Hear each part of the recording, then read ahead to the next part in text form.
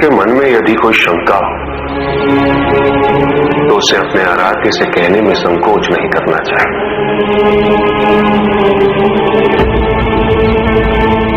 शंका अज्ञानता से उत्पन्न होती और इस ज्ञान सभा का उद्देश्य अज्ञानता को दूर करना है।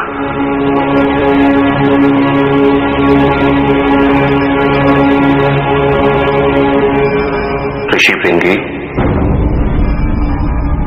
आज की ज्ञान सभा का प्रथम प्रश्न आप क्यों नहीं पूछते? प्रभु, आप तो अंतर्यामी, आपसे कहां कुछ छुपा है। क्या मैं केवल आपकी पूजा कर आपकी कृपा का पात्र नहीं बन सकता?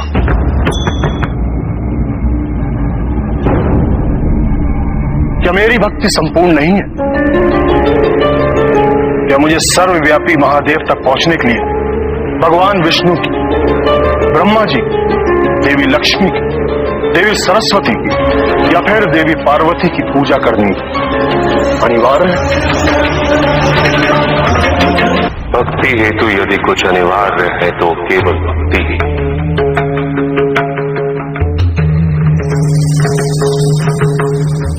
किंतु प्रश्न ये है ऋषि भृंगी कि क्या आपकी भक्ति संपूर्ण है? मुझे पूर्ण विश्वास है प्रभु।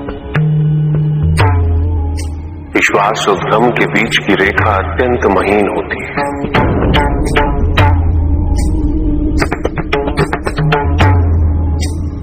असंख्य व्यक्ति ये नहीं समझ पाते कि उनका विश्वास विश्वास या भ्रम।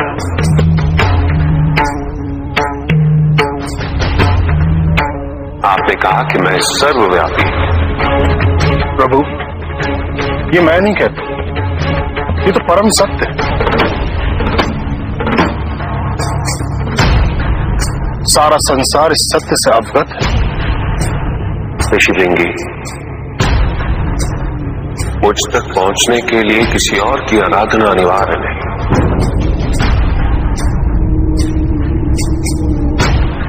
ये भी सत्य है ऋषि भृंगी। हाँ प्रभु, मैं नंदी को यही समझा रहा था। किंतु सर्वव्यापी का अर्थ क्या होता है ऋषि भृंगी? प्रभु, जो संसार के कण कण में व्यक्त हो वही सर्वव्यापी। कहीं भी देखूं तो आप ही हैं वहां। यही मेरी भक्ति है और यही उस भक्ति की पूर्णता है। और यही आपका भ्रम है।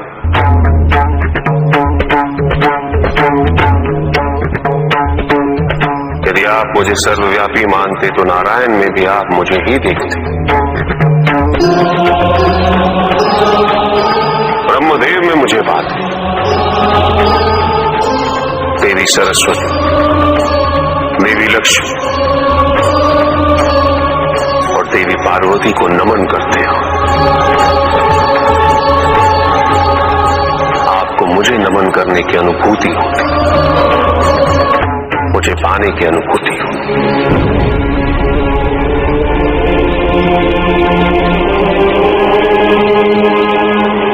किंतु ऐसा नहीं हुआ ऋषि भृंगी।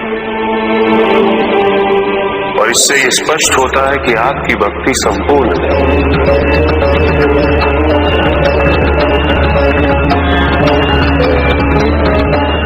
मेरे सच्चे भक्त तो मुझे किसी भी रूप में पूज सकते, किसी भी रूप में प्राप्त कर सकते। ओम नमः शिवाय। मैं अपने भक्तों को उनके कर्म से सीमांकित नहीं करता हूं, ना ही अपने भक्तों में कोई अंतर करता हूं। जब तक इस संसार में कोई भी जीव व्यथित है, समझ लो कि मैं व्यथित हूं। जब तक संसार में अन्याय और भेदभाव है, ये समझ लो कि मैं प्रतिपल पीड़ित हूं। संसार की शांति में ही मेरे मन की शांति। पंच महाभूतों का महाभाग है जल। जल द्वारा मेरे अभिषेक से जीवनदायी जल की अवमानना नहीं होती है। क्या यह जल का सर्वोत्तम उपयोग है? क्या श्रद्धा और विश्वास को प्रकट करने के लिए जल का अर्पण पर्याप्त है? क्या निर्जल पूजा करने से मैं मन की भावनाओं को महत्व नहीं दूंगा? जल आत्मा की संजीवनी है। असंख्य मनुष्य व जीव जंतु जल के अभाव में जीवित रहने के लिए विवश रहते हैं। न जाने कितने व्यक्ति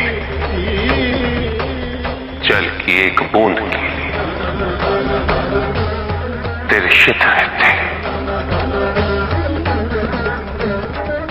ऐसे में जब नदी की भांति जल मुझ पर अर्पित किया जाए, मुझे पीड़ा होती है। जल शरीर का संचालक है।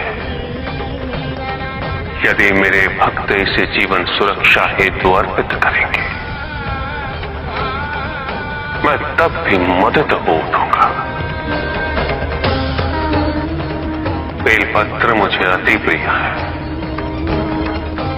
ये मेरा संताप हरते हैं। धतूरा मुझे प्रिय है। ये मुझे शांति देता है। किंतु यदि संसार शांति का युद्ध क्षेत्र बना रहेगा,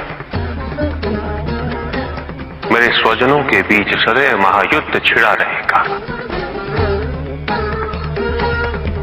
तो मात्र धतूरा और बेलपत्र अर्पित करने से मेरे मन को शांति कैसे मिल जाएगी?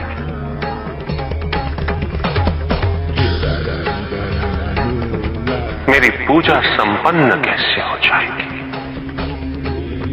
उपासना में यदि मेरे जैसे हो जाने का भाव है, तो मेरी सच्ची उपासना है। यदि उपासना का भाव मेरे लोग और मेरे समीप आने की कामना है, तो सच्ची पूजा और भावना है। तुम मन में स्मरण करो, मैं सुनता हूं। तुम मन में मुझे पुकारो, मैं आता हूं। मुझे कुछ नहीं चाहिए। यदि तुम मन को शिवमय बनाते हो, तो वही मेरा शांति से परिपूर्ण कैलाश है। वही मेरी सुंदर काशी है। वही मेरी उज्जैनी है। कौन सी विधि, कैसी विधि? अपने आप से पूछो कि पूजा का अर्थ क्या है।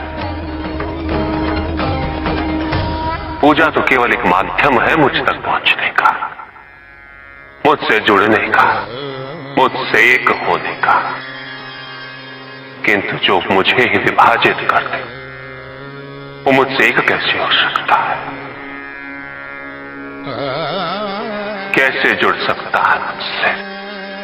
जो अपनी भक्ति के मार्ग को औरों के मार्ग से श्रेष्ठ समझे, उसकी पूजा में सदैव अहंकार विद्यमान होगा। पूजा करने के लिए श्रेष्ठता का नहीं, समानता का भाव आवश्यक है। समानता केवल उनमें ही आ सकती है जिनका मन अपने आराध्य के प्रति समर्पित है। क्या पूजा साधनों पर आश्रित है, सामग्री पर आश्रित है, विधि पे आश्रित है, या भक्त के भाव पर, उनके विचारों पर? यदि पूजा करते समय व्यक्ति को यह स्मरण रहे कि वो कितनी श्रद्धा, कितने समर्पण और कितनी भव्यता से पूजा कर रहा है, तो वो पूजा नहीं। जिस व्यक्ति के मन में ये विचार कि उसके पास पूजा के पर्याप्त साधन नहीं, तो पूजा उसकी भी सच्ची नहीं होती। पूजा तो केवल वही सच्ची है जब भक्त के मन में आराध्य के अतिरिक्त कोई विचार ना, कोई संकोच ना। भक्त को यह अनुभूति हो कि वो अपने आराध्य से पृथक नहीं, उसके आराध्य उससे पृथक नहीं। और जो भक्त ऐसा सोचेगा वो भक्ति के अन्य मार्गों का भी सम्मान करेगा। स्मरण रहे, मुझे पाने के लिए किसी और व्यक्ति को माध्यम बनाने की आवश्यकता नहीं, क्योंकि भक्त मुझे अपने मन की पवित्रता से प्राप्त कर सकता है। यदि भक्त का मन ही निश्चल नहीं तो किसी और के माध्यम हो जाने से वो कैसे संभव हो जाएगा? और यदि मन पवित्र है तो फिर माध्यम की आवश्यकता ही क्यों? मेरी प्रार्थना करने के लिए प्रेम पूर्ण हृदय चाहिए, ऐसा हृदय जो जीवन के प्रत्येक क्षण प्रेम पूर्ण रहे। और यह तभी संभव है जब व्यक्ति सबसे पहले अपने आप से प्रेम करना सीखे, अपने आप से जुड़ना सीखे। जब तक व्यक्ति को अपने मन में विद्यमान दिव्यता की पहचान नहीं होती,